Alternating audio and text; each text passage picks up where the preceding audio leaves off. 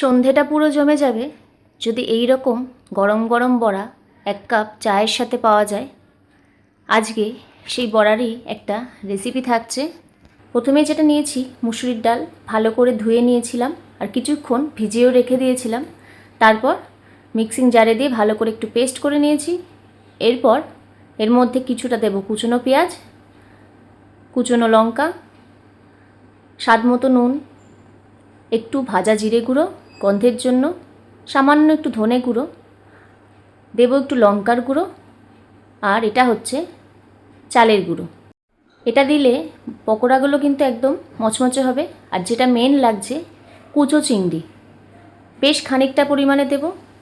কুচো চিংড়ির বড়া খেতে কিন্তু একটা আলাদাই মজা, আর এই কুচো চিংড়ির বড়া কিন্তু খুব ভালো লাগে। হলুদ যেহেতু আগে দিইনি তাই দিয়ে দিলাম পরে, আর সামান্য চিনি দিয়ে ভালো করে মেখে রেখে দিলাম। এরপর তেল গরম বসিয়ে দেবো। তেলটা ভালো মতো গরম হয়ে গেলে একটা একটা করে বড়া এরকম শেপ দিয়ে ছেড়ে দিচ্ছি তেলের মধ্যে। তেলটাকে একটু লো থেকে মিডিয়ামের দিকে রাখবো, কারণ বড়াগুলো বাইরে লাল হয়ে গেলেও ভেতরে ভাজা হবে না। তাই জন্য ভালো করে সময় নিয়ে বড়াগুলোকে ভেজে নেব। ভাজা হয়ে গেলে তেল ঝরিয়ে তুলে নিচ্ছি। এই বড়াটা আপনারা চায়ের সাথেও কিন্তু খেতে পারেন, খুবই মজা লাগবে। তবে আজকে আমি ভাতের সাথে পরিবেশন করব। শুধু বড়া দিয়ে তো আর ভাত খাওয়া যাবে না, তাই সাথে একটু ভর্তা থাকছে।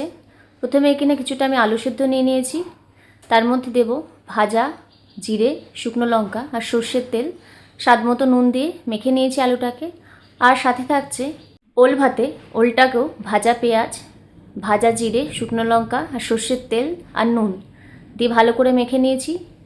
এই রকম খাবারের যদি একটা থালা পাওয়া যায় তাহলে মাছ মাংস আর কোথায় লাগে। ভাত পরিবেশন করে দিয়েছি, সাথে থাকছে একদম ঘন করে মুসুরির ডাল পেঁয়াজ দিয়ে, আর সাথে আলু ভাতে, ওল ভাতে আর কুচো চিংড়ি মাছের বড়া।